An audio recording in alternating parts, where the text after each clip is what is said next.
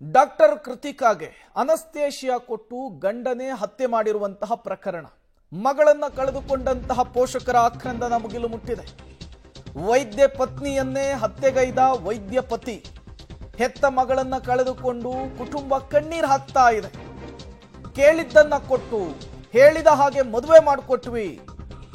Doctor ಮಹೇಂದ್ರನಿಗೆ ಈ ಮದುವೆ ಇಷ್ಟ ಇರಲಿಲ್ಲ ಅನ್ಸುತ್ತೆ. ಮೃತ ಕೃತಿಕಾ ತಂದೆ ಮುನಿರೆಡ್ಡಿ ಮಾಡ್ತಾ ಇರುವಂತಹ ಆರೋಪ ಇದು.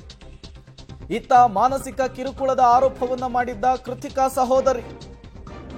ಇವೆಲ್ಲವೂ ಕೂಡ ಈಗ ಕುಟುಂಬಸ್ಥರು ಹೇಳ್ತಾ ಇರುವಂತಹ ವಿಚಾರ. ನೋಡಿ ಮಾಡಿದಂತಹ ಮದುವೆ, 11 ತಿಂಗಳ ಹಿಂದಾದಂತಹ ಮದುವೆ. ವಿಚಾರಿಸಬೇಕಿತ್ತು, ಆತನ ಬಗ್ಗೆ ತಿಳ್ಕೊಬೇಕಿತ್ತು. ಅದನ್ನ ಮಾಡೋದ್ರಲ್ಲಿ ಕೃತಿಕಾ ಕುಟುಂಬಸ್ಥರು ಎಡವಿದ್ರ ಅನ್ನುವಂತಹ ಪ್ರಶ್ನೆ.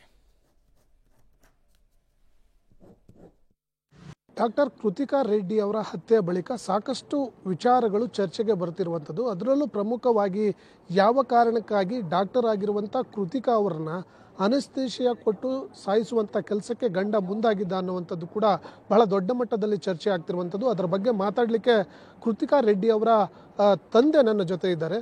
ಸರ್, ಮೊದಲನೇದಾಗಿ ಎರಡೂ ಕುಟುಂಬಸ್ಥರು ಕೂಡ ನೀವು ಒಪ್ಪಿಗೆ ತಗೊಂಡು ಸಾಮರಸ್ಯವಾಗಿ ಬಹಳ ಅದ್ಧೂರಿಯಾಗಿ ಮದುವೆ ಮಾಡಿದ್ದಂಥ ಮದುವೆ. 11 ತಿಂಗಳಿಗೆ ಈ ರೀತಿ ಕಠಿಣ ನಿರ್ಧಾರಕ್ಕೆ ಕಾರಣ ಏನು ಅಂತ ಸರ್? ಇದು 11 ತಿಂಗಳಿಗೆ ಇಂಥರ ಕಠಿಣ ಕಾರಣ ಅಂದರೆ ಇದು ನನಗನ್ಸೋ ಥರ ಈಗ ಈ ಮದುವೆ ಅವನಿಗೆ ಇಷ್ಟ ಇರಲಿಲ್ಲ ಅನ್ನೋದು ಒಂದು ಅನಿಸುತ್ತೆ. ಇನ್ನೊಂದು ಯಾಕಂದರೆ ಇದು ತುಂಬ ದಿವಸ ಅವನು ಇಲ್ಲಿ ಈ ಹುಡುಗಿ ಜೊತೆ ಬಾಳಬೇಕು ಅನ್ನೋದು ಇದರಿಂದ ಕಾಣ್ತಾ ಇರುವಂಥ ಅಂಶ ಏನಂದರೆ ಇದು ಅವನಿಗೆ ಸಮಾಧಾನ ಇಲ್ಲ ಅನಿಸುತ್ತೆ ನನಗೆ. ಸರ್, ಈಗ ಮದುವೆ ಮಾಡುವಂಥ ಸಂದರ್ಭದಲ್ಲಿ ಪ್ರತಿಯೊಂದು ಹಂತದಲ್ಲೂ ಕೂಡ ಎರಡೂ ಮನೆಯವರು ಕೂತು ಮಾತನಾಡಿ ಮಾಡಿರುವಂಥ ಮದುವೆ. ಆ ಸಂದರ್ಭದಲ್ಲಿ ಅವ್ರ ಜೊತೆ ಮದುವೆ ಆಗಲಿಕ್ಕೆ ಒಂದಷ್ಟು ಹಿಂದೇಟು ಹಾಕ್ತಿದ್ದಂಥ ವಿಚಾರಗಳೇನಾದ್ರು ನಿಮಗೆ ಕಂಡು ಬರಲಿಲ್ಲ ಸರ್?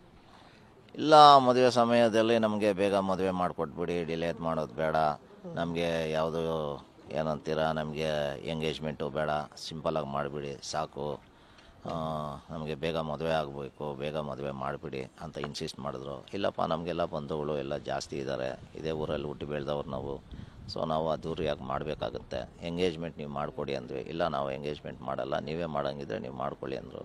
ಅದ್ದೂರಿಯಾಗಿ ಎಂಗೇಜ್ಮೆಂಟು ಮಾಡಿದೆ.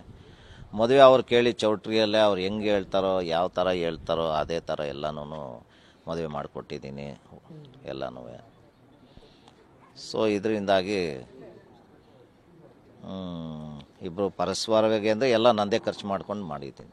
ಸರ್, ಬಹಳ ಪ್ರಮುಖವಾಗಿ ಈ 11 ತಿಂಗಳ ಅವಧಿಯಲ್ಲಿ ಇಬ್ಬರ ನಡುವೆ ಒಂದಷ್ಟು ಮನಸ್ತಾಪಗಳಾಗಿದ್ವು ಹಣಕಾಸಿನ ವಿಚಾರದಲ್ಲಿ ಅನ್ನುವಂಥದ್ದು ಕೂಡ ಇರೋದು.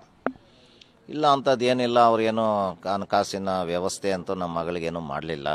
ಆ ಹುಡುಗನೂ ಏನು ಅಂತ ನಮ್ಮ ಮಗಳಿಗೇನು ಹಣಕಾಸಿನ ವ್ಯವಸ್ಥೆ ಆಗಲಿ, ಏನೇ ಕೇಳಿದ್ರು ಏನೇ ಒಂದು ಆಸೆಯನ್ನು ಪೂರೈಸಿಲ್ಲದು ಏನು ಕಂಡು ಬಂದಿಲ್ಲ. ಸರ್, ಇಲ್ಲಿ ಒಂದು ಪ್ರಮುಖವಾಗಿ ಚರ್ಚೆ ಆಗ್ತಿರುವಂಥದ್ದು, ಕೃತಿಕಾ ರೆಡ್ಡಿ ಅವರು ಕೂಡ ಡಾಕ್ಟರ್ ಆಗಿರುವಂಥ ಕಾರಣಕ್ಕಾಗಿ ಇವರು ಅನೆಸ್ಥೇಷಿಯನ್ನ ಕೊಡುವಂಥ ಸಂದರ್ಭದಲ್ಲಿ ಅವರಿಗೆಲ್ಲೂ ಕೂಡ ಗಮನಕ್ಕೆ ಬರದೆ ಹೆಂಗೆ ಕೊಟ್ಟರು ಅಂತ. ಈಗ ಇದೇನಾಗಿದೆ ಅಂದರೆ, ನಾನು ವಿಚಾರಿಸಿದಾಗ ಏನಪ್ಪ ಆಯಿತು ಅವತ್ತು ರಾತ್ರಿ ಏನು ನಡೀತು ಅಂತ ನಾನು ವಿಚಾರಿಸಿದಾಗ ನನಗೆ ಅವ್ರು ಕೊಟ್ಟಿರೋಂಥ, ಅವನು ಮಹೇಂದ್ರ ರೆಡ್ಡಿ ಕೊಟ್ಟಿರೋಂಥ ಮಾಹಿತಿ ನನಗೆ ಆ ಸಮಯದಲ್ಲಿ ನಾನು 9 ಗಂಟೆಗೆ ನಾವು 9:30 ಬೆಡ್ರೂಮ್ಗೆ ಹೋದ್ವಿ. ಅಲ್ಲಿ ನಾವು 9:30 12 ಗಂಟೆ ತನಕ ನೆಟ್ಫ್ಲಿಕ್ಸಲ್ಲಿ ಸಿನಿಮಾ ನೋಡಿಕೊಂಡು ಡಿಸ್ಕಸ್ ಮಾಡಿಕೊಂಡು ಚೆನ್ನಾಗಿ ಇದ್ವಿ, ಮಾತಾಡ್ಕೊಂಡಿದ್ವಿ. 12 ಗಂಟೆ ಮೇಲೆ ನಾನು ಗ್ಲೂಕೋಸ್ ಹಾಕಿದೆ. ಗ್ಲೂಕೋಸ್ ಹಾಕಿದ್ರೆ ಅದು 12 ಗಂಟೆಗೆ ಹಾಕಿದ್ರೆ 4:15 ಮುಗೀತು ಗ್ಲೂಕೋಸು. ಆವಾಗ ನಾನು ಗ್ಲೂಕೋಸನ್ನು ಡಿಸ್ಕನೆಕ್ಟ್ ಮಾಡಿ ನನಗೆ ತುಂಬ ನೋವಾಗ್ತಾ ಇದೆ ಕಾಲು, ನಾನು ಮಲ್ಕೊತೀನಿ ಅಂತ ಹೇಳಿದ್ರು. ಸರಿ, ನಾನು ಮಲ್ಕೊತೀನಿ, ಮಲ್ಕೊಳ್ಳೋಣ ಅಂತ ಇಬ್ಬರು ಮಲ್ಕೊಂಡ್ವಿ. ಅಷ್ಟೇ, ಬೆಳಗ್ಗೆ ಎತ್ತೀನಿ, ಮಗಳು ಈ ಥರ ಎದ್ದೊಳ್ಳಿಲ್ಲ.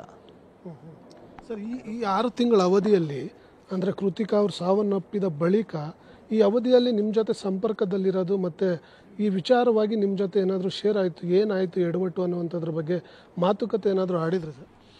ಇಲ್ಲ, ಆಗ ನಮ್ಮ ಮಿಸ್ಸಸ್ಗೆ ಹೇಳ್ತಾ ಇದ್ರಂತೆ, ಈ ಥರ ನಾನು ಏನೇ ಕೇಳಿದ್ರು ಇಲ್ಲ ಅಂತಾನೆ, ಆಗಲ್ಲ ಅಂತಾನೆ, ದುಡ್ಡಿನಿಗೆ ಏನಾದರೂ ಪರ್ಚೇಸ್ ಮಾಡಬೇಕು, ಇನ್ನೊಂದು ಮಾಡಬೇಕು, ಏನೇ ಅಂತ ಹೇಳಿದ್ರು. ಇಲ್ಲ, ಎಲ್ಲ ಒಂದು ಟೂರ್ ಹೋಗ್ಬೇಕಂದ್ರು. ಇಲ್ಲ, ನನ್ನ ಹತ್ರ ದುಡ್ಡಿಲ್ಲ, ನಮ್ಮ ಅಪ್ಪನ್ನೇ ಕೇಳಬೇಕು, ನಮ್ಮ ಅಪ್ಪ ಕೊಟ್ಟರೆ ಮಾತ್ರನೇ ಹೋಗೋದು, ಈಗ ಆಗ್ತಾಯಿಲ್ಲ ನನ್ನ ಕೈಯಲ್ಲಿ, ನಿಧಾನಕ್ಕೆ ನೋಡೋಣ, ಮುಂದಕ್ಕೆ ನೋಡೋಣ ಅಂಥೇಳಿ ಸ್ವಲ್ಪ ಬೇಜಾರು ಮಾಡ್ತಾ ಇದ್ದ ಅಂತ ನಮ್ಮ ಮಿಸ್ಸಸ್ಗೆ ಹೇಳ್ತಾ ಇದ್ಲು. ಸರ್, ಇಲ್ಲಿ ಬಹಳ ಪ್ರಮುಖವಾಗಿ ಅನಸ್ತೇಶಿಯಾ ವಿಕ್ಟೋರಿಯಾ ಆಸ್ಪತ್ರೆ ಮತ್ತು ಇವರ ಸಹೋದರರೊಬ್ಬರು ಮೆಡಿಕಲನ್ನು ಇಟ್ಕೊಂಡಿದ್ದಾರೆ. ಆ ಮೆಡಿಕಲ್ ಏನಾದರೂ ತೆಗೆದುಕೊಂಡಿದ್ದಾರೆ ಅನ್ನುವಂಥ ಅನುಮಾನಗಳು ಕೂಡ ಇರುವಂಥದ್ದು. ಸರ್, ನಿಮಗಿರುವಂಥ ಮಾಹಿತಿ?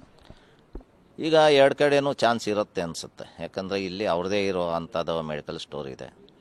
ಸೊ ಅವ್ರದ್ದೇ ಸ್ವಂತ ಮೆಡಿಕಲ್ ಸ್ಟೋರ್ ಅದು. ಅವರೇ ನಡೆಸ್ತಾ ಇರೋದು, ಅವರೇ ಪ್ರೊಪ್ರೈಟರ್. ಅದಕ್ಕೆ ಒಂದು ಚಾನ್ಸಸ್ ಅಲ್ಲೂ ಇರುತ್ತೆ. ಯಾಕಂದರೆ ವಿಕ್ಟೋರಿಯಾದಲ್ಲಿ ಕೆಲಸ ಆ್ಯಸ್ ಎ ಜನರಲ್ ಸರ್ಜನ್ ಮಾಡ್ತಾ ಇರೋದ್ರಿಂದ ಅಲ್ಲೂ ಅಸೆಸಿಬಿಲಿಟಿ ಇರುತ್ತೆ ಅನಿಸುತ್ತೆ. ಎರಡು ಕಡೆನೂ ಅವಕಾಶ ಇದೆ. ಸರಿ, ನಿಮ್ಮ ಮಹೇಂದ್ರ ರೆಡ್ಡಿ ಏನಿದ್ರು, ಆತನ ಮೇಲೆ 2018ರಲ್ಲಿ HL ಪೊಲೀಸ್ ಠಾಣೆಯಲ್ಲಿ ಆತ A2 ಆರೋಪಿ ಆಗಿದ್ದಾನೆ. ಈ ಕ್ರಿಮಿನಲ್ ಬ್ಯಾಕ್ಗ್ರೌಂಡ್ ಇರೋದ್ರ ಬಗ್ಗೆ ನಿಮಗೆ ಬಿಫೋರ್ ಮ್ಯಾರೇಜ್ ಏನು ಗೊತ್ತಾಗಲಿಲ್ಲ ಸರ್? ಇಲ್ಲ, ಯಾರು ಅವ್ರ ತಂದೆ ತಾಯಿ ಆಗಲಿ ಯಾರೂ ನಮಗೇನು ತಿಳಿಸಿಲ್ಲ. ಈ ಥರ ಇದೆ, ಕೇಸ್ ಇದೆ, ಇನ್ನೊಂದಿದೆ ಅಂತ ಏನೂ ತಿಳಿಸಿಲ್ಲ ನಮಗೆ. ಅದರಿಂದ ನಮಗೂ ಯಾರೂ ಗೊತ್ತಿಲ್ಲ. ರಿಲೇಟಿವ್ಸನ್ನಂತೂ ಯಾರೂ ನಮಗೂ ಏನೂ ತಿಳಿಸಿಲ್ಲ. ಇದೇ ಗೌಪ್ಯವಾಗೇ ಇದ್ದುಬಿಟ್ಟಿತ್ತು. ಈಗ ತದನಂತರ ನಮ್ಮ ಮಗು ಡೆತ್ ಆದಮೇಲೆ ನಮ್ಗೆ ಇವೆಲ್ಲ ಜನಗಳು ಒಬ್ಬೊಬ್ಬರಾಗಿ ಈಗ ತಿಳಿಸ್ತಾ ಇದ್ದಾರೆ.